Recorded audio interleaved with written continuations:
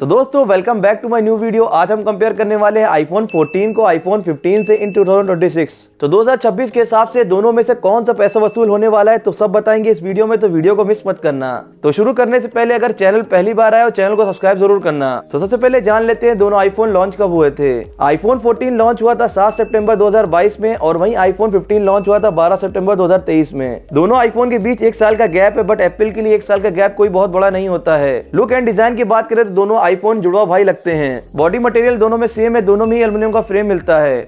बस iPhone 14 glossy है और वहीं आईफोन 15 मैट फिनिश है। अगर दोनों आईफोन में कवर यूज करा जाए तो पता ही नहीं चलता कौन सा आईफोन 14 है और कौन सा आईफोन 15 है, क्योंकि दोनों आईफोन की बॉडी सेम है। आईफोन 14 का वेट 172 ग्राम है और वहीं आईफोन 15 का वेट 171 ग्राम है। तो भाई एप्पल को 1 साल लग गया 1 ग्राम वेट कम करने के लिए, तो ये मजाक था। दोनों आईफोन को हाथ में पकड़ो तो ज्यादा बड़ा डिफरेंस फील नहीं होता है। दोनों आईफोन में IP68 की रेटिंग मिलती है, तो दोनों आईफोन को आराम से पानी में भिगाओ, मगर उससे पहले जान लेना फोन कभी ओपन ना हुआ हो, वरना टाटा गुड बाय। सच में भाई 6 मीटर अंदर 30 मिनट के लिए फोन पानी में सर्वाइव कर सकता है, मगर वाटर डैमेज फोन पे एप्पल वारंटी क्लेम नहीं करता है। तो भाई सबसे ज्यादा यूज होता है डिस्प्ले, तो आईफोन 14 के अंदर 6.1 इंच का super retina HDR OLED 60 hertz का डिस्प्ले और ये नॉच वाला है।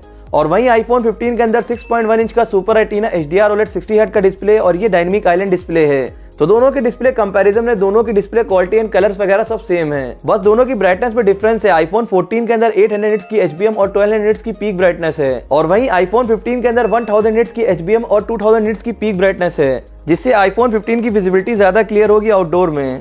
दोनों ही आईफोन में HDR10 एंड डॉल्बी विजन का सपोर्ट मिलता है। आईफोन 15 का डायनामिक आइलैंड लेटेस्ट है, तो डिस्प्ले यूज करने में ज्यादा मजा आएगी। बट अगर दोनों के डिस्प्ले कंपैरिजन की बात करें तो दोनों का डिस्प्ले ही 60 हर्ट्ज का है। अगर आप 120 हर्ट्ज डिस्प्ले यूज कर चुके होंगे तो आपको दोनों ही आईफोन का टच रिस्पॉन्स स्लो लगेगा। डिस्प्ले में दोनों ही आईफोन में सेरेमिक शील्ड ग्लास की प्रोटेक्शन मिलती है, स्क्रैचेस आ सकते हैं मगर डिस्प्ले बहुत ड्यूरेबल है। अगर टेम्पर्ड ग्लास यूज करे तो डिस्प्ले बहुत सिक्योर रहेगी। तो दोनों जुड़वा भाई की परफॉर्मेंस की बात करें तो आईफोन 14 में 15/9 चिप एंड 6 GB की रैम है और वहीं आईफोन 15 में 16/9 चिप एंड 6 GB की रैम मिलती है। तो भाई मेन मसाला है दोनों की परफॉर्मेंस में। अगर गेमिंग करने के लिए देख रहे हो तो आईफोन 15 की परफॉर्मेंस ज्यादा बेटर मिलेगी, क्योंकि मैंने दोनों आईफोन को इन-डेप्थ तरीके से टेस्ट किया है। चाहे गेमिंग करनी या वीडियो एडिटिंग, दोनों के लिए आईफोन 15 ज्यादा बेटर है। देखो ये नहीं कहूंगा कि बहुत बड़ा डिफरेंस है, नॉर्मल सी बात है, दोनों की जनरेशन में 1 साल का गैप है। 1 साल में चिपसेट और अपग्रेड हो गया पुराने चिपसेट के मुकाबले। चाहे एंटूटू स्कोर या गीकबेंच दोनों ही आईफोन 15 के ज्यादा हैं। तो अब आते हैं कैमरा सेटअप पे, और दोनों ही आईफोन में डुअल कैमरा सेटअप है। आईफोन 14 में 12 मेगापिक्सल का वाइड एंड 12 मेगापिक्सल का अल्ट्रा वाइड कैमरा है और वहीं आईफोन 15 में 48 मेगापिक्सल का वाइड एंड 12 मेगापिक्सल का अल्ट्रा वाइड कैमरा है।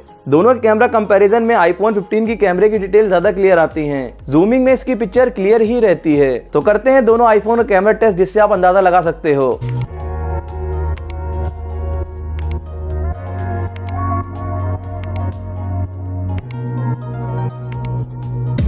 फ्रंट में दोनों ही आईफोन में 12 मेगापिक्सल का सेल्फी कैमरा है। दोनों ही सेम सेंसर कैमरा है। दोनों ही आईफोन की सेल्फी और वीडियो आउटपुट सेम ही आता है। तो अब आप देख सकते हो अपनी स्क्रीन पे दोनों का कैमरा सैंपल।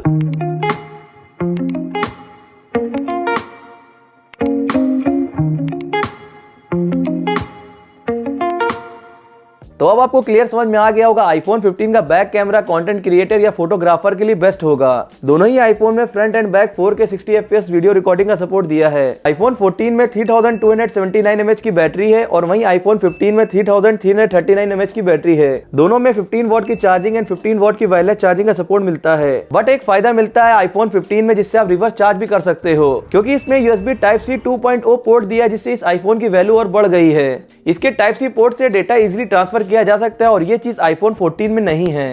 और आईफोन 15 में अलग से एसेसरीज यूज की जा सकती हैं, क्योंकि ये चीज होना बहुत ही जरूरी था, क्योंकि सबके पास Type-C अडॉप्टर इजीली मिल जाते हैं, तो इमरजेंसी में अपना फोन चार्ज कर सकते हो। तो अब आते हैं अंतिम फैसले पे। आईफोन 14 से आईफोन 15 में बहुत सी चीजें अच्छी हैं। तो पहला तो इसका डायनामिक आइलैंड डिस्प्ले और इसकी ब्राइटनेस आईफोन 14 से ज्यादा है। तो दूसरा इसका कैमरा, जो कि आईफोन 14 कंपैरिजन में ज्यादा बेटर और ये कंटेंट क्रिएटर के लिए ज्यादा फायदेमंद होगा। तो तीसरी इसकी बैटरी, जो आईफोन 14 कंपैरिजन में 1.5 से 2 घंटे ज्यादा चल जाती है। तो फोर्थ इसका USB Type-C पोर्ट, जिसमें डिफरेंट एक्सेसरीज भी कनेक्ट की जा सकती हैं। तो एट लास्ट आप अपने पैसे इन्वेस्ट कर रहे हो तो आईफोन 14 की तरफ ना जाके आपको आईफोन 15 की तरफ चले जाना चाहिए। इसका फायदा ये है, अगर आप इसको लॉन्ग टर्म यूज करना चाहते हो तो कुछ आगे आने वाले साल आपको इससे प्रॉब्लम नहीं होगी। आईफोन 17 के आने के बाद भी मैं इसको सेकेंडरी फोन के तौर पे यूज करता हूं। तो दोस्तों ये 2026 के हिसाब से पैसा वसूल होगा। अगर वीडियो काम का लगा हो तो वीडियो को एक लाइक करके और चैनल को सब्सक्राइब करना मत भूलना।